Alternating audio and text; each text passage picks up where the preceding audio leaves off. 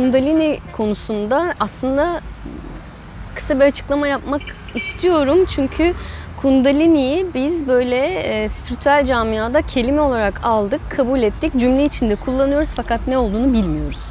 Nedir, ne değildir konusunda bir açıklayıcı video yapmayı düşünüyorum. Şimdi Kundalini uyanışı yaşarsınız. Yani bu ne demek? Birbirinden kopmuş iki ayrı enerji varlığın, enerji parçasının bir araya geldiğindeki uyanışı. Burada bu noktadan sonra aslında en bariz şeyin hayatınızdaki farklılığın şu olacağını bilmenizi isterim. Kolay bir şey değil. İkiz Alev'le tanıştıktan ve bir birliktelik yaşadıktan sonra tabii ki hayatınız eskisi gibi olmaz bir daha. Çünkü ruhunuz devreye girer. Direksiyona ruhunuz oturur. Zihniniz kendini geri plana çeker. Artık her türlü kontrol ruhunuzdadır.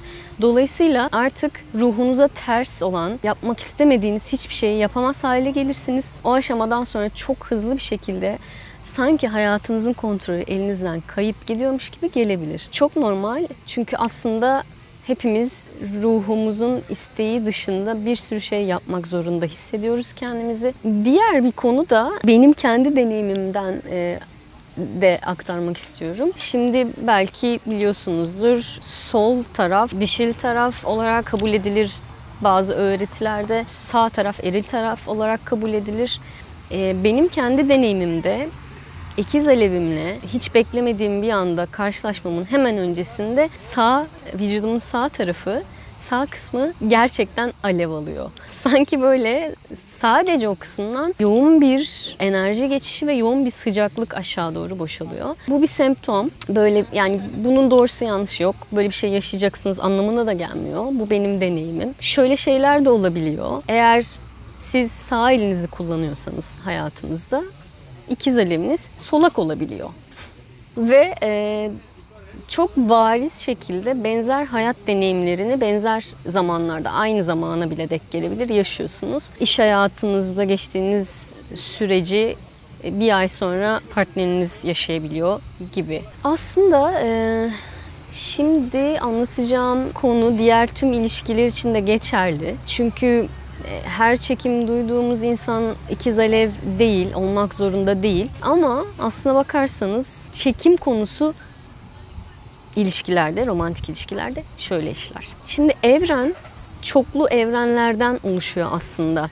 Yani bizim evrenimizde başka bir şeyden kopup parçalanmış durumdadır. Dolayısıyla bizim evrenimiz oluşumundan itibaren parçalanmış ve birden ve bütünden ayrılmış bir sistem olduğu için polardır. Yani kutupludur. Ve aslında yapmak istediği şey polar olmak değil, dual olmak değil, bir olmaktır. Şimdi hani diyorum ya, ben hep karşımıza çıkan kişi de biz neye çekim duyarız, neden o kişiye çekiliriz? Bunun şöyle bir açıklaması var. Aslında tek kelime. Gene polarite. Yani kutupluluk. Şimdi kutupluluk gereği bizim içimizde bastırdığımız, olduklarını hatırlamak, duymak bile istemediğimiz bazı taraflarımız var. Bunlara gölge taraflar diyoruz. Gölge taraflar aslında her zaman kötü olmak zorunda değil. Mesela çok otantik ya da çok incinebilir taraflarımız da olabilir ki bu kötü bir şey değil. Aksine iyi bir şey. Ama biz bunu dış dünyadan göreceğimiz zarar yüzünden bastırıyor ve gölgeye itiyor olabiliriz. Bununla ilgili de başka bir video çekelim. Şimdi bu gölge taraflarımız, biz varlıklarından bile haberdar değiliz ya. Yok yani bizim için. Aklımıza gelmesi mümkün değil. Bilinç dışında çünkü. Şimdi bir insanla tanıştık. Ah, diğer yarım dedik. Ya da o kadar iddialı olmasa da çok çekim duyduk. Hoşlandık, ilgi duyduk. O kişide ilgi duyduğumuz şey aslında evrenin kendi kendini tamamlamaya, bir bütün haline getirmeye çalıştığı gibi bizim de kendimizi bir bütün haline getirmeye çalışmamızdan kaynaklanır. Bizim farkında olmadığımız tarafımız, gölge yanımız o kişide karşımızda durur. Dolayısıyla biz de kendimizi o kişiyleyken tamam hissederiz. Aslında bu kadar basittir. Ama sonra ne olur? Bu gölge taraflar o kadar fazla zamandır gölgede kalmışlardır ki karşımıza gelen, bu bir fırsat aslında. Karşımıza çıkan bu tetiklenme sonucunda böyle çığlık çığlığa yüzeye çıkmak ve fark edilmek ister. Bilince çıkmak ister, iyileştirilmek ister. Eğer yeterince farkında bir insansan bunu bir fırsat olarak görüp gerekli çalışmayı yapıp bu parçanı kendine entegre edebilirsin. Peki ikiz alev durumunda ne olur? Bu hallerin çok daha abartılmış, çok daha büyük skalada, çok daha duygusal olarak uçlarda olan etkilerini düşünün. İkiz alevde durum bundan çok daha 10 kat falandır, fazladır. Bu yüzden o kişi olmadan kendimizi yarım hissederiz. Mesela benim çok sık yaşadığım bir durumdan bahsetmek istiyorum.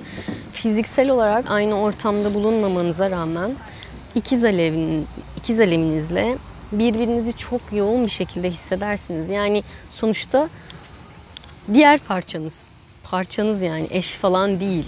Diğer yarınız ikiz alev. Dolayısıyla mesela diyelim ki çok eğlenceli bir ortamdasınız ya da ne bileyim çok huzurlu bir şekilde yemek yapıyorsunuz. Bu hiçbir şey fark ettirmez.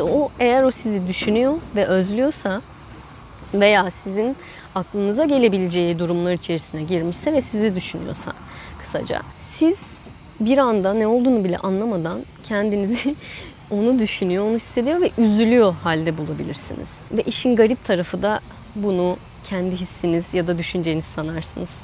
Yani aslında fiziksel olarak yan yana olmasam bile onun enerjisini kendi enerjin, onun düşüncesini kendi düşüncen, hissini kendi hissin gibi zannedebilirsin. Çünkü o sensin, sen de o. Aslında burada şu noktada yani onun hissini kendi hissin sanma noktasına çok çok uyanık olmak gerekiyor. Çünkü mesela korku tabanlı bir his geldiğinde bu hissin senin içinden sana bir mesaj mı yoksa onun içinden ona bir mesaj mı olup olmadığı konusunda birazcık ayırt etme gücü gerekiyor. Bunu da aslında çok yani basit şekilde hissin kime ait olduğunu sorarak yapabilirsin. Bunu da aslında bu hissin kime ait olduğunu sorarak anlayabilirsiniz. Bu his kime ait dediğinizde eğer kendinizi hafif hissediyorsanız size ait değildir, ikiz alevinize aittir. Ağır hissediyorsanız yapacak bir şey yok, birazcık uğraşmanız gerekecek. Fakat eğer kendinizi, sezgilerinizi dinlemek konusunda yeterince eğitmişseniz, bu da başka bir video konusu. Bunu kolaylıkla ayırt edebilirsiniz zaten. Bu his bana mı ait, hafif mi, ağır mı diye düşünmeye gerek kalmadan onun cevaplar zaten net bir şekilde gelir. Cevapların nasıl geldiğini ya da onları nasıl anlamak gerektiğini de derine inip açıklayacağım. Başka bir videoda tabii. Şimdi aşamalardan diğerine geliyorum. Yani duruma bağlı olarak son aşama da olabilir tabii bu. Ayrılık kaçınılmaz. Çünkü o kadar tetiklemenin sonunda muhtemelen uyanışı henüz gerçekleşmemiş olan taraf kaçar. Çünkü ikiz aleviniz tarafından sevilmek hiç kolay bir şey değildir. Gördüğünüz gibi hiç minnoş bir konsept değil. Bu kadar derinlemesine sevilmek içimizdeki öz sevgi yaralarını kaşır. Bence en önemli kısmı da bu zaten. Ne yaparsak yapalım, hangi yöntemi denersek, hangi seansı alırsak alalım, bu soğan kabuğu şeklinde katman katman, belki de geçmiş yaşamlardan da getirdiğimiz, bu yaşamdan da oldukça katmanlaşmış, kabuklaşmış bir öz sevgi travmamız olabilir. Ve bu travmayı en çok tetikleyecek şeylerden biri ikiz alevinizle tanışmaktır aslında. Şimdi bir kere ikiz alevinizle tanıştınız. Durum bu aşamalara geldi. Birbirinizi tetikledikçe tetiklediniz. Hafif olaylardan en derinlere kadar. Öz sevgi yaralarınız kaşındı mı bir kere? Çok güzel. Çünkü şimdi karşınızdaki insanın sizi bu kadar derinden sevebileceğine inanmaya sıra geldi. Şimdi inanmaya sıra geldi ama tabii ki karşıdaki insan buna inanmakta güçlük çekecek. Hatta belki onun için imkansız olacak. Kendi durumuna göre, kendi spiritüel yolculuğuna göre, nerede olduğuna göre bu yolculukta. Şimdi bu insanın bizi bu kadar sevebileceğine inanmadık ya. Ne yaparız? Zaten ben sevilecek biri miyim? Zaten beni bu insanın bu kadar derinden sevmesi imkansız. O zaman gerçekten benden nefret edeceği şeyler yapmaya başlayabilirim. Bir pislikmişim gibi davranıp hem onun sevgisini denerim hem de kendi içimdeki pisliğim ben olgusuna yardımcı olurum. Ne yaparsam yapayım yanımda mı kaldı? O zaman demek ki kendine saygısı yok. O zaman ben niye saygı duyayım ki ona? Saygı da duymadım ya.